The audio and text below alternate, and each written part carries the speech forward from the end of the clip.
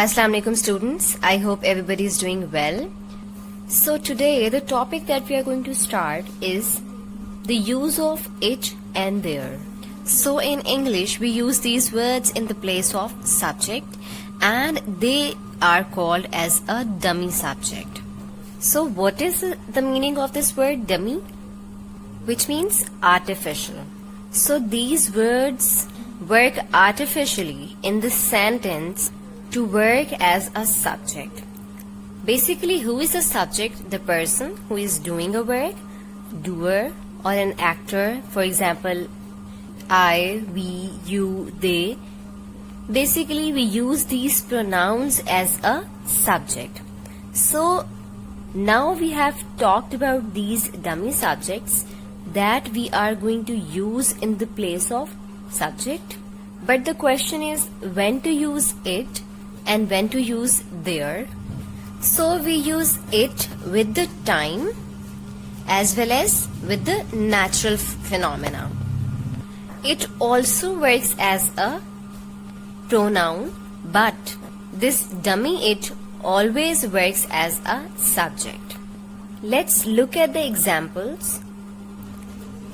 Example of time is it is 7 o'clock. We cannot use there over there. Like there is 7 o'clock. That would be an incorrect sentence. And with the natural phenomena, it rained yesterday. So we cannot say like that, there rained yesterday. That would be an incorrect sentence. So we use it with the time and natural phenomena, and it would always be taking singular verb. Now we are going to discuss about use of there. So there we always use to show the existence or the presence of something. For example, I have used this sentence, who is there on the roof? So in this sentence they are showing the existence of somebody, and we can also say that there are 4 books. There are 10 boys in the classroom. So wherever we have to show the existence or the presence of somebody, we use the word there. We can also use it as an adverb or as a pronoun. So here we have the examples how we are going to use there as an adverb and as a pronoun. Let's have a review. In English, we have only 2 dummy subjects, it and there. It we use with the time and with the natural phenomena, and there we use to show the existence or the presence of somebody or as an adverb or as a pronoun. And it always takes a singular verb, but there has a flexibility. It can take singular as well as plural verb according to the context of the sentence. So dear students, now we are going to do this exercise on page number 69. First of all we have आज सख्त गर्मी है. As if this sentence is showing natural phenomena, then we are going to use it over there as a subject, and the methodology that we follow in English is subject, verb and object. But in Urdu we have subject, then object, and then in the last of the sentence we have verb. But we are going to change it into it is very hot today. Sham ho gayi hai, as if it's showing time, and with the time we also use it. So the translation of this sentence would be it is evening. Number 3 we have मेज पर कोई किताब नहीं है. This sentence is showing the existence of something, and then the translation of this sentence would be there is no book on the table. Number 4 we have क्या खेल के मैदान में कोई खिलाड़ी है. Again this sentence is showing existence.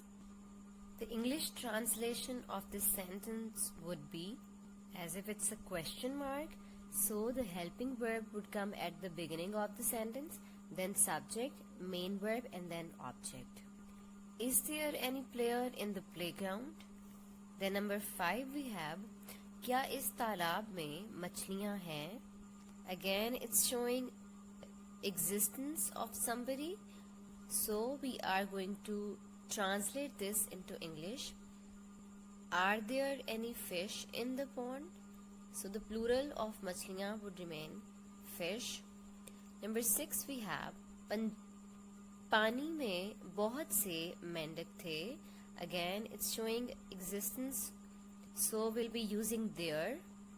With है and हैं we use is and are, and with था, थी and थे we use was and were. So this sentence is ending at the. We'll be using was or were with that. There were many frogs in the water.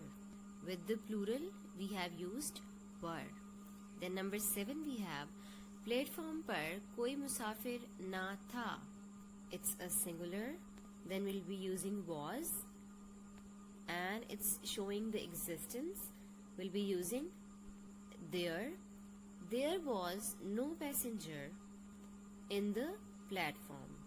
Number 8 we have, खेत में कितने मवेशी थे. It's again showing the presence of somebody, and it's a question form. In this we'll be using WH family word first, and then helping verb, then subject and main verb, and then object. How many cattle were there in the field? Number 9 we have, टोकरी में कुछ सेब हैं. There are some apples in the basket. Number 10 we have, दरिया के किनारे 4 कश्तियां थीं. There were 4 boats at the bank of the river. Number 11, मकान में कोई ना था. There was nobody in the house. संदूक में नए कपड़े नहीं हैं. There are no new clothes in the box. छत पर कौन है? Who is there on the roof? क्या ओले पड़ रहे हैं? Is it hailing? Number 15, पिंजरे में शेर ना था. There was no lion in the cage. Then second exercise we have, हमारे बाग में बहुत से आम के दरख्त थे. There were many mango trees in our garden. Hall में कितने उम्मीदवार थे? How many candidates were there in the hall? दफ्तर में चपरासी क्यों नहीं? Why is there no peon in the office? Number 4 we have, क्या डाकिये के थैले में चिट्ठियां ना थीं? Were there no letters in the postman's bag? क्या जग में थोड़ा सा दूध है? Is there a little milk in the jug? आज मतला अब्र आलूद है. It is cloudy today. क्या बाहर तेज हवा चल रही है? Is it blowing hard outside? कल मौसम बड़ा सुहाना था. It was very pleasant weather yesterday. पर्चा हल करने में तकरीबन 3 घंटे लगेंगे. It will take about 3 hours to solve the paper. अब पछताए क्या होत जब चिड़ियां चुग गईं खेत. So they have written over there as well. It is useless to cry over spilt milk. Number 11 we have, ये सफेद झूठ है. It is a white lie. वो मेरा ही भाई था जिसने इनाम हासिल किया. It was my brother who received or got the prize. हवाई अड्डे पर कितने हवाई जहाज थे? How many planes were there at the airport? सड़क के किनारे कोई दरख्त ना था. There was no tree along the road. So dear students, you are going to practice these exercises on your notebook.